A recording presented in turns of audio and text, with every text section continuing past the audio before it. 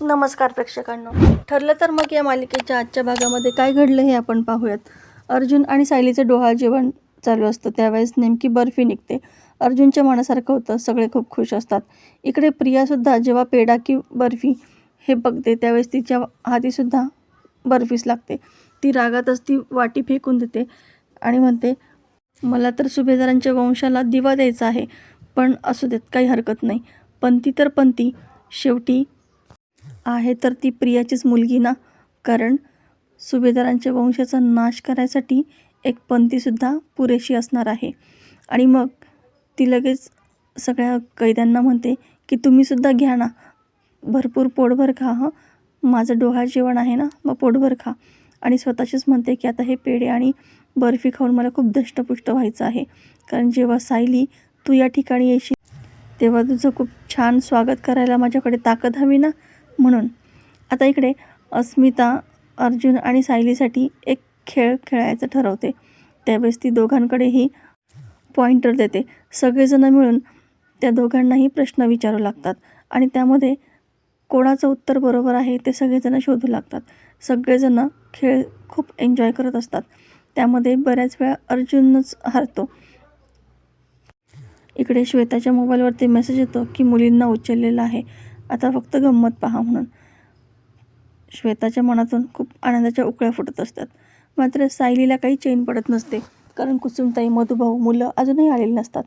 मग ती कुसुमताईला कॉल करून विचारते की तुम्ही किती वाजता येणार आहात. तेव्हा कुसुमताई तिला खोटं कारण सांगते की काकांचा अचानक BP वाढला ना, त्यामुळे आम्हाला यायला थोडासा उशीर होईल. त्यामुळे तुम्ही ओटी भरण्याचा कार्यक्रम करून घ्या. काकांची तब्येत बरी झाली की आम्ही येतोच ना, तू काळजी करू नकोस. आता कुसुमताईला यायला उशीर आहे म्हणून सगळेजण सायलीची ओटी भरून घेतात. सगळेजण खूप आनंदामध्ये असतात. सायलीसुद्धा खूप आनंदामध्ये असते. इकडे प्रिया परत सगळ्या कैद्यांना बाहेर बोलवते आणि म्हणते की ओटभरण तर झालं आहे, पण तुम्ही मला माझ्या डोहाळ जेवणाचं गिफ्ट नाही दिलं. मला गिफ्ट द्यायला हवं ना तुम्ही. ती बाई विचारते की तुला आता आम्ही काय गिफ्ट देणार, ओटभरण तर केलंच की नाही आम्ही तुझं, ओवाळलंसुद्धा. तेव्हा प्रिया म्हणते, मला जे गिफ्ट हवं आहे ना ते सगळं तुम्हीच देऊ शकता. माझ्या घरच्यांनी माझ्याकडे पाठ फिरवली आणि मी या परिस्थितीमध्ये आहे ना ते फक्त आणि फक्त सायलीमुळेच आहे. कारण तिने माझ्यावरती खोटे नाटे आळ घेतले. सगळे घरातले माझ्यावरती खूप प्रेम करायचे, खूप मला जीव लावायचे, पण या सायलीने सगळं माझ्याकडून हिरावून घेतलं. तिला तिचं बाळ सुभेदारांचा वंश म्हणून पुढं वाढवायचं होतं ना, म्हणून तिने हे सगळं केलं. मला पैशाची हाव नाही, पण आता माझ्या बाळासाठी मला काहीतरी ठोस पाऊल उचलावंच लागेल ना. म्हणूनच मला त्या सायलीला खूप त्रास द्यायचा आहे. कारण ती जेव्हा येईल ना तेव्हा तिला त्रास देण्यासाठी मला तुमची मदत हवी आहे. कारण आपण एक कुटुंब आहोत ना, आणि तुम्ही मला मदत नाही करणार मग कोण करणार. मग सांगा ना, तुम्ही मला माझा हक्क मिळवून देण्यासाठी मदत कराल ना. तेव्हा त्या बायका एकमेकींकडे पाहतात आणि हो, आम्ही तुला मदत करू असं म्हणतात. तेव्हा प्रिया त्यांना सांगते की सायली जेव्हा इथे येईल ना तेव्हा तिला इतका त्रास द्यायचा की तिला असं वाटलं पाहिजे की या त्रासापेक्षा मरण परवडलं. आता कॉन्स्टेबल प्रियाला बाजूला घेऊन सांगते की सचिनचा फोन आला होता आणि तुझं काम झालं आहे, पण यामध्ये मी नाही ना अडकणार. तेव्हा प्रिया म्हणते, वेळचे वेळ तुला पैसे मिळतात ना, मग गप राहायचं. आता इकडे सगळेजण खूप काळजीमध्ये असतात. कारण मुली अजूनही घरी आलेल्या नसतात. आता कुसुम स्वतःच्याच मनाची स्वतः समजूत घालते आणि माणसे आपली बेजबाबदार नाही आहे. तिला सायलीसाठी कुठलं गिफ्ट नसन मिळालं, त्यामुळेच तिला उशीर लागला असेल. मी मॅडमला कॉल करून विचारते. ती लगेच मॅडमला कॉल करून विचारते की मुली तुमच्यासोबत आहेत का, म्हणजे अजूनही त्या घरी परतलेल्या नाही आहेत. मला वाटलं तुमच्याच बरोबर असतील म्हणून तुम्हाला फोन केला. मॅडम सांगतात, असं कसं होईल, मी तर घरी आले आणि मुलींना जाऊन खूप वेळ झाला.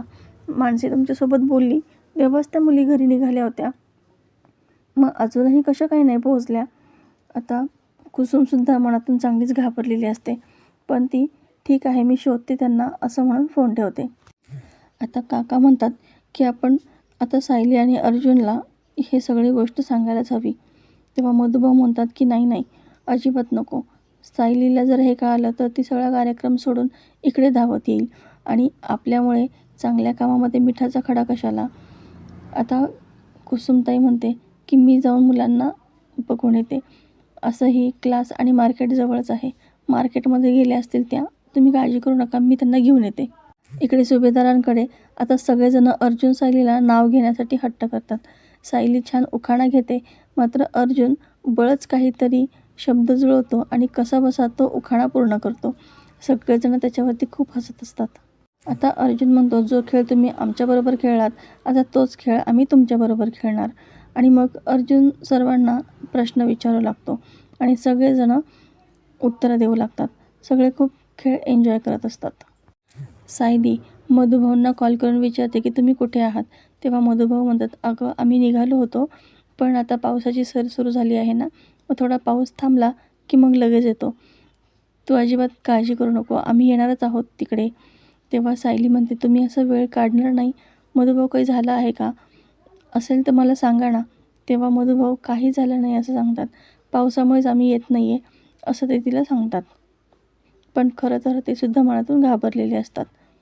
श्वेता म्हणते, मधुभाऊ आपल्यापासून काही लपवत नसतील ना गं? म्हणजे नक्की तेच कारण असेल ना?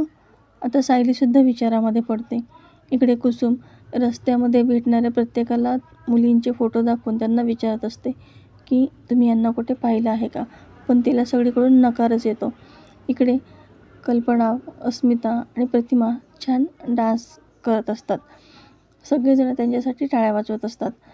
इकडे काका म्हणतात की आता आपण इन्स्पेक्टर सावंतांना तरी कळूयात का? कारण मुली सापडणं खूप महत्त्वाचं आहे. आपण काय करू शकतो आता या परिस्थितीमध्ये? तेव्हा मधुभाऊ म्हणतात, ठीक आहे, मी लगेच इन्स्पेक्टर सावंतांना कॉल करतो. आणि मग ते सावंतांना कॉल करतात आणि सांगतात की आमच्या मुली कर्जतला ट्रिपसाठी गेल्या होत्या. त्या बराच वेळ झाल्या बसमधून उतरल्या, पण इथून आश्रमामध्ये नाही पोहोचल्या हो.